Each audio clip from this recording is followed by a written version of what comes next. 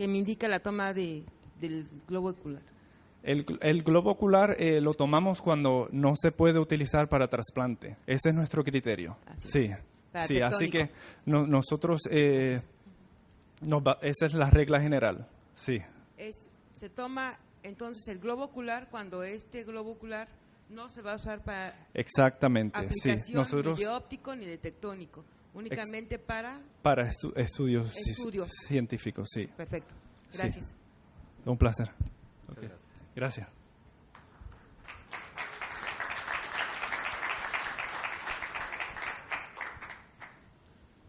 A continuación tenemos el estudio de la evaluación y preparación de lamelas corneales para DESAEC por Patrick Gore. Él es uno de los directores del Banco de Ojos de Tampa, Florida. Bienvenido, Patrick.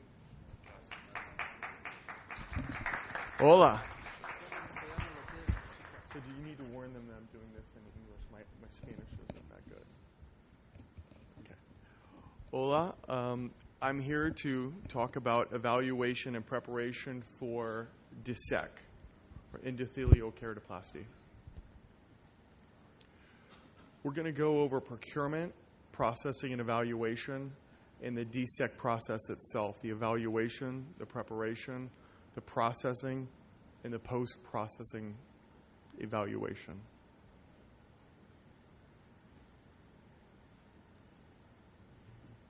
Some background.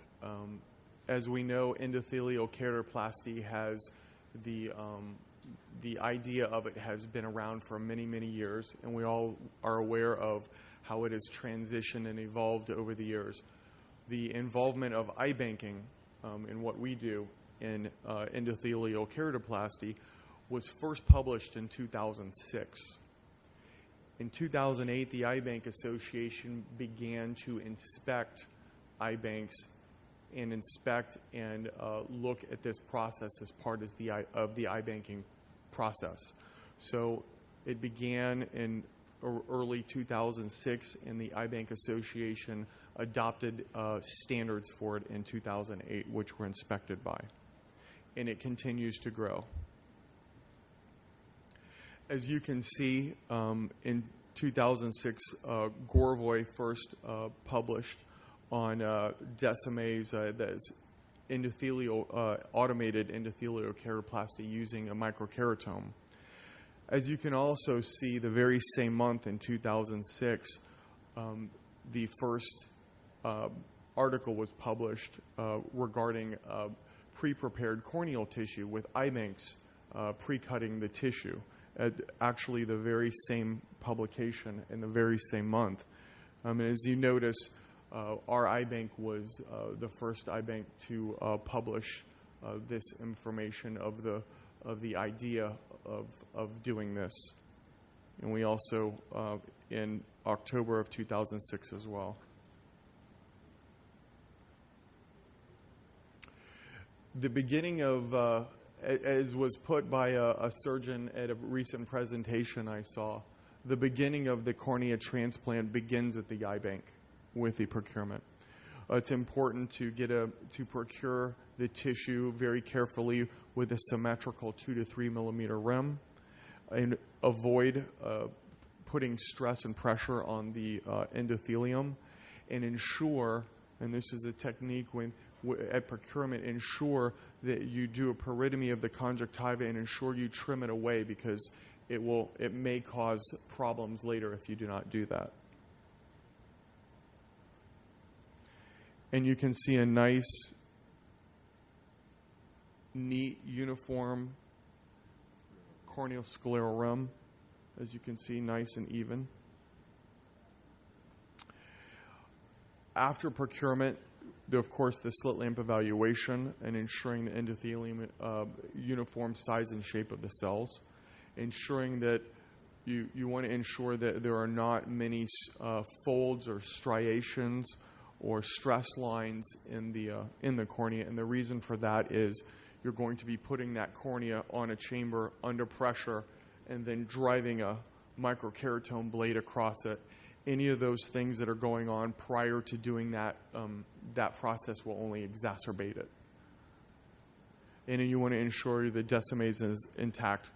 One unique opportunity with endothelial, with using a microkeratome and doing endothelial keratoplasty is prior LASIK surgery can be utilized for this procedure, which we do in the U.S. and at my eye bank routinely.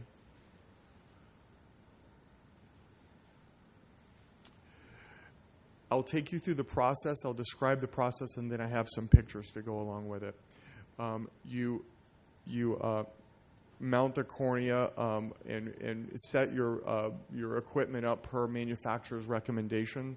We use the Moria CB at my eye bank, so there's a process for doing that. And I know Moria is here, and I'm sure they would be happy to take you through those details. And I think we're going to have a wet lab later to do that. You mount the cornea. You verify pressure with a tonometer. You perform pachymetry to ensure you know what the thickness of the cornea is, and that will indicate what head you're going to use to cut the cornea with. We generally debride the epithelium as a practice, because if you do not, it may clog up the microkeratome blade and cause an aberration when you make your pass with the microkeratome. So we as a practice routinely debride the epithelium with a Weck cell. And the microkeratome head we use will depend upon the pachymetry. So the thicker the cornea, the higher number head we use. And we have a process we follow for doing that, a nomogram for that. We make a radial mark at the limbus, 1 to 2 millimeters long, at the 6 o'clock position to allow for alignment of the cap. Once we make our cut, we perform the cut. Once we perform the cut, we measure the thickness of the anterior cap with a pachymeter, and we also measure the bed of the graft as well. And we report all of this information out to the surgeon when they receive the tissue. We replace the cap, and we want to ensure the cap adheres to the posterior bed when we're finished. We reevaluate via slit lamp. We're looking for an even thickness of the graft. We want to ensure that it's uniform across the entire cut, and there's no changes we didn't introduce any stria, and there's no damage to the cells or stress lines. We will also take some key measurements. We want to ensure when we look at it, that we document the posterior bed diameter, so that way you will know what trephine size you can use with it. And we also will document posterior lenticule thickness, and that is something that is important to some surgeons. We have surgeons that want variations of thickness of posterior graft, and the anterior cap is adhered. We document that. So I'll take you through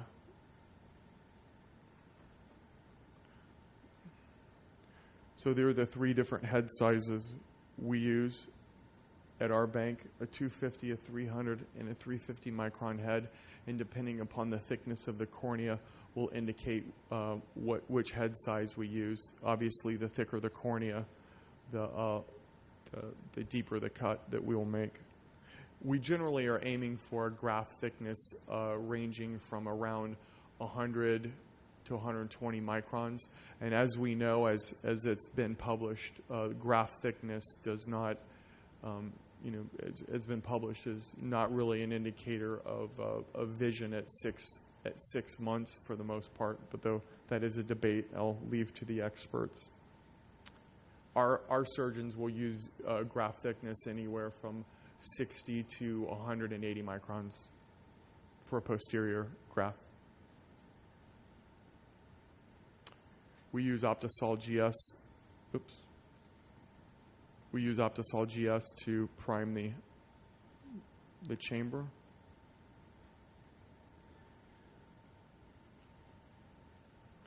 We prepare the chamber. We want to ensure we infuse the Optisol through it. Careful to load the tissue. We want to ensure we carefully mount it. Centering it, and this is where the even graft size, the even rim size is important because that will seal it for you. So if it's not even all the way around, if it's too big or it's too small, that could cause problems when you go to when you mount it on the device, and it could lose pressure. So you want it. That's going back to, that's why it's critical to have that even rim size on there. Assemble it.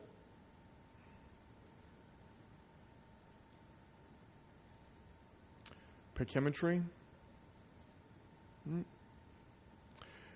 This is where we make our orientation mark.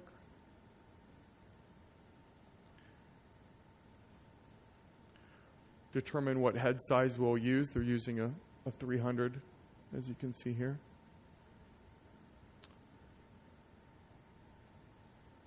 Make your pass.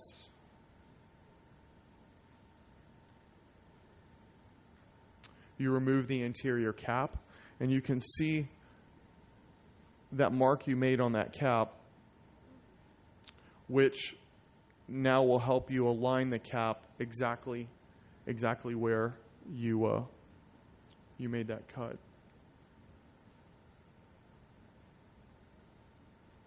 You want to ensure you dry it once you replace, before you put the cap on, to ensure that cap adheres. You're removed from the anterior chamber. Depending upon what device you use, we actually will invert our chamber upside down. And this is a little pearl that we learned the hard way, as you learn pearls. If you turn your chamber upside down, if you dismount it, it will avoid losing pressure in your chamber as well, which will collapse the cornea. So that's a little opportunity there. And you can see this is slit lamp examination after.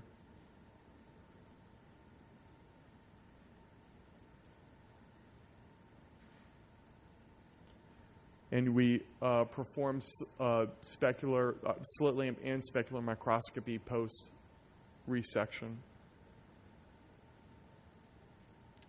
And we are fully accredited by the Eye Bank Association of America and are registered with the Food and Drug Administration. And all of these processes have been validated.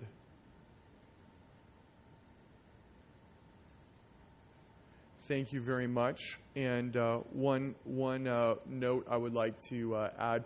We've been doing this procedure since 2006 or 2007, and we regularly perform 700 to 1,000 cornea preparations this way per year.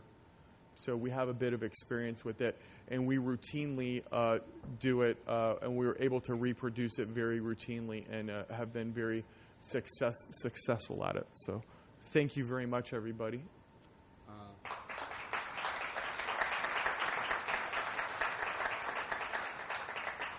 Patrick, I have a question. Do you have some experience doing two cuts? We have not with the new system. The Moria has a new system, the double pass. We have done it with our current system, with different head sizes, and I have colleagues that have used it. But no, not in our program. We have not. In your program, you don't do it? We have not done double pass. We're able to, for surgeons who want a very thin cut, we're able to facilitate 60 to 70 micron grafts routinely with the equipment that we have. We're doing a single pass. I have a question. It's okay.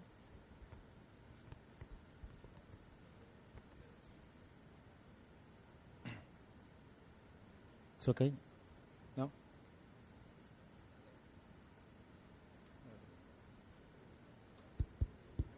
No? Okay. Okay. I have several questions for this talk. How long do you need, or how long do you usually spend between the sclerocorneal ring are removed from the cadaver until you cut the anterior lamella? Because it's impressive for me that the most of the surgeons in the world used 350 microns head, but usually I used corneas with more than 600 microns. So I don't know how long do you need or if you used a small amount of time between you remove the sclerocorneal ring until you cut the donor cornea, because usually if you spend a long amount of time, you will have thicker donor disc, you know? Yes, I understand. The majority of the